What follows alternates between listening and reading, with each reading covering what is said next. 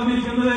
അതുകൊണ്ട് തന്നെ പ്രിയപ്പെട്ട രാഹുൽ മാങ്കൂട്ടത്തിന്റെ ചിഹ്നമായ കൈപ്പത്തി ചിഹ്നത്തിൽ നിങ്ങളുടെ വോട്ടുകൾ രേഖപ്പെടുത്തി അദ്ദേഹത്തെ വൻപിച്ച ഭൂരിപക്ഷത്തോടെ വിജയിപ്പിക്കണമേ എന്ന് ഞാൻ അഭ്യർത്ഥിക്കുകയാണ്. ഒന്ന് രണ്ട് കാര്യങ്ങൾ കൂടി പറയാനുണ്ട്.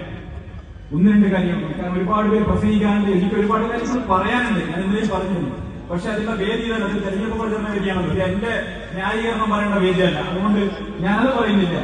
ബഹുമാന്യനായിട്ടുള്ള BJPയുടെ സംസ്ഥാന പ്രസിഡന്റ് ഇന്നലെ പറഞ്ഞത്, അദ്ദേഹം ഒരു പ്രയോഗം നടത്തി, നിങ്ങൾ കേട്ടിട്ടുണ്ടായിരിക്കും. ശിഖണ്ഡിയെ മുൻനിർത്തി, അല്ലെ, കൗരവപ്പട, അങ്ങനെയാണോ പറയുന്നത്? ശിഖണ്ഡിയെ മുൻനിർത്തി കൗരവപ്പട ചെയ്തതുപോലെയുള്ള യുദ്ധം വന്നവർ. ഞാൻ ഇന്ന് രാവിലെ പറഞ്ഞു, എന്റെ സുരേന്ദ്രേട്ട, നിങ്ങൾ ചുരുങ്ങിയ പക്ഷം ബാലരമയുടെ മറ്റേതുണ്ടല്ലോ, ബാലരമയെങ്കിലും ഒന്ന് വായിക്കണം.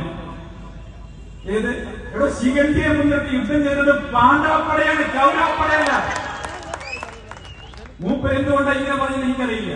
അപ്പൊ അതുകൊണ്ട് ഇത്തരം കാര്യങ്ങളിൽ അവഗാഹമില്ലെങ്കിൽ, അറിവില്ലെങ്കിൽ അത് പ്രകടിപ്പിക്കാതിരിക്കുക എന്നുള്ളതാണ് സാമാന്യമായിട്ടുള്ള ബുദ്ധി. ദയവ് ചെയ്ത് ഈ ട്രോളുകൾ ഏറ്റുവാങ്ങാൻ വേണ്ടി വരരുത്.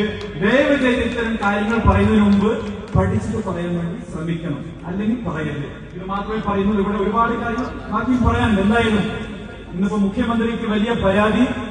മുഖ്യമന്ത്രി പറയുന്ന ഒറ്റ കാര്യം, സന്ദീപ് വാര്യർ പറഞ്ഞതും ചെയ്തതുമായ പഴയ കാര്യങ്ങളൊക്കെ ഓർമ്മ വേണമെന്നാണ് പറയുന്നത്. ഒരു കാര്യം ഉറപ്പു തരാം, സന്ദീപ് വാര്യർ ഇന്നലെ വരെ പറഞ്ഞത്, മിനിഞ്ഞാന്ന് വരെ പറഞ്ഞത്, ഞാൻ അന്ന് വിശ്വസിച്ചിരുന്ന രാഷ്ട്രീയ പ്രസ്ഥാനത്തിന്റെ പ്രത്യയശാസ്ത്രപരമായിരുന്നു. സത്യസന്ധമായി അവർക്കൊപ്പം നിന്നുകൊണ്ട് പ്രവർത്തിക്കുന്ന സമയത്ത് അവരുടെ പ്രത്യയശാസ്ത്രം പറഞ്ഞിട്ടുണ്ട്. ആ വെറുപ്പിന്റെ, വിദ്വേഷത്തിന്റെ പ്രത്യയശാസ്ത്രത്തെ വലിച്ചെറിഞ്ഞുകൊണ്ടാണ് രാഹുൽ ഗാന്ധി നേതൃത്വം കൊടുക്കുന്ന ഈ സ്നേഹത്തിന്റെ പ്രത്യയശാസ്ത്രത്തിലേക്ക് ഞാൻ കടന്നു വന്നിട്ടുള്ളത്. CPM BJP വിട്ടാൽ CPM-ൽ പോയിക്കൂടെ എന്ന് ചോദിച്ചവരോട് ഞാൻ ഒരു കാര്യം കൂടി പറഞ്ഞു. ആരെങ്കിലും വിയ്യൂർ സെൻട്രൽ ജയിലിൽ കണ്ണൂർ സെൻട്രൽ ജയിലിലേക്ക് പോകുന്നത്?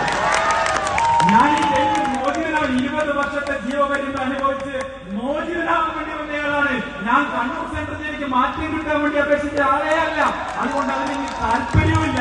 അതുകൊണ്ടാണ് ഞാൻ കോൺഗ്രസിന്റെ കൊടിയെടുത്ത് വന്നിട്ടുള്ളത്.